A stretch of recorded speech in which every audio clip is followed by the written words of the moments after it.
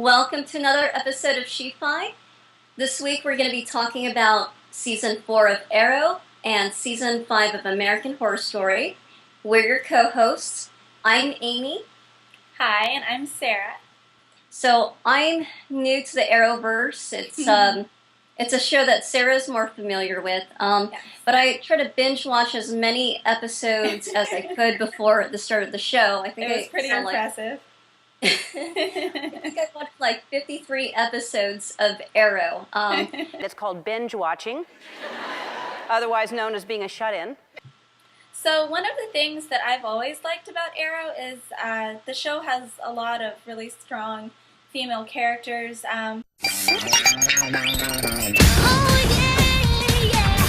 But not just strong in the sense of like being good fighters. They also have a lot of emotional depth. You had Nyssa and Sarah and Laurel, who was great. I mean, she was a really talented lawyer and also just kicked a lot of butt.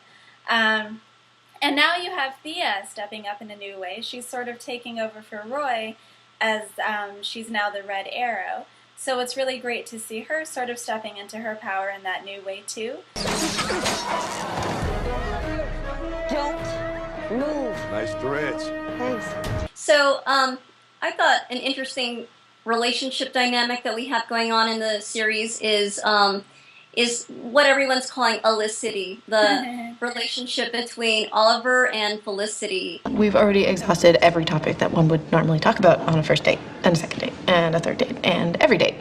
From what I've read, they weren't planning to do in the beginning. It seemed like they were originally trying to play with the idea of Oliver and Laurel getting together. Yeah. Which, for some reason, that relationship seemed kind of cliche to me because in season 1,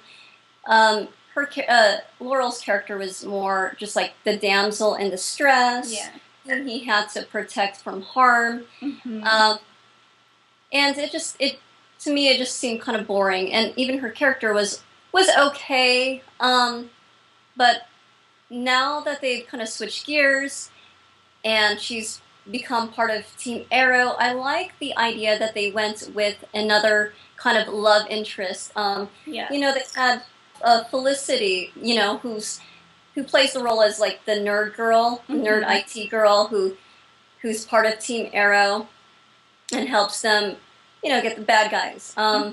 And I like the idea that she was supposed to be just kind of like this girl that's crushing on this cool superhero, but the nerd girl gets the guy, and I really that something is pretty cool to me about that. So, nerd girl, I don't deserve you.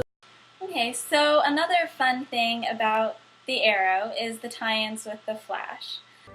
Barry Allen. But you both already knew that. And there were some in the premiere. There were a few of them. There's a train being built between Sterling City / Star City and Central City, where the Flash takes place. Oliver has a new suit, which we find out was designed by Cisco. And also at the end, Oliver is standing over someone's grave. We're not sure whose it is, so that's another mystery.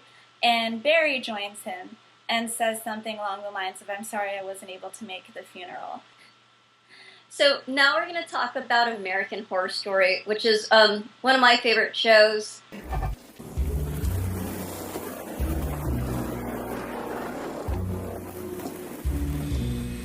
In this instant, it's like the people that checked in, they were just more like victims. They weren't, like the characters that were that we learned more about were the things that went bump in the night. Like Kathy Bates' character, the woman that just kind of foresaw all the evil things that were happening.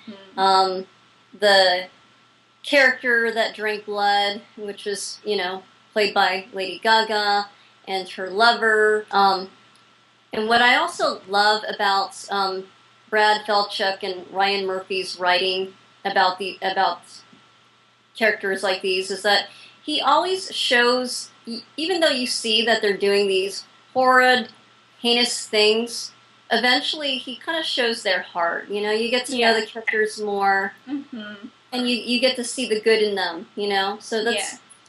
you see their softer side, and you can kind of almost like he humanizes his villains, which is really pretty cool. Yeah. What we have here in American Horror Stories, there's this great contrast between what's old and what's new.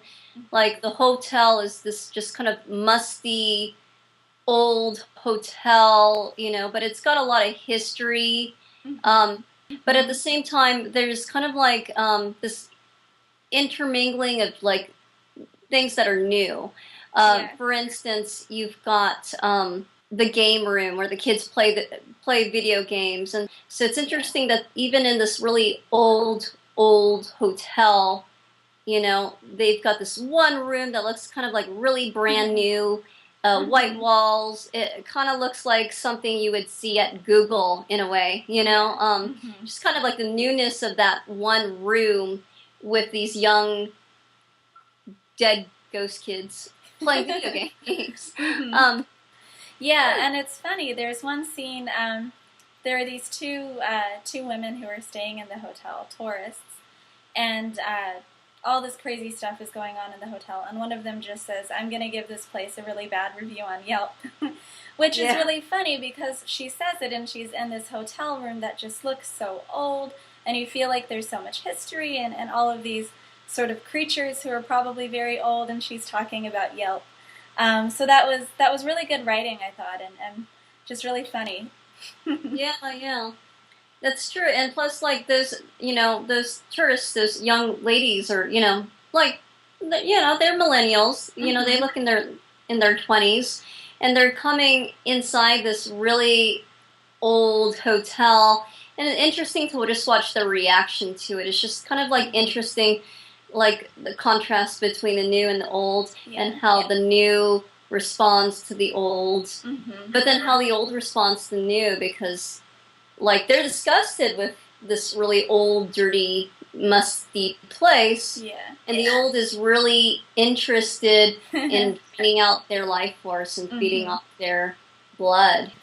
So, as Amy mentioned, Lady Gaga is in it this season, which is cool. It's interesting to see her acting. She does a good job. You know, we haven't really seen Lady Gaga full-on acting before. I mean, she's sort of quasi-acted in some of her music videos, but she hasn't been a character in the same way before, and so it's cool to see her doing this, and I think she really pulled it off well. I actually think it was really good casting because her character is super creepy, and not to say that Lady Gaga is creepy herself, but she just, I mean, she has a history of wearing like bizarre costumes and really trying to be bizarre in different ways, and I think it really fits well with her character this season. So that's it for this episode of She-Fi. Next week we're going to be talking about the season premiere of The Walking Dead, which is going to be very exciting.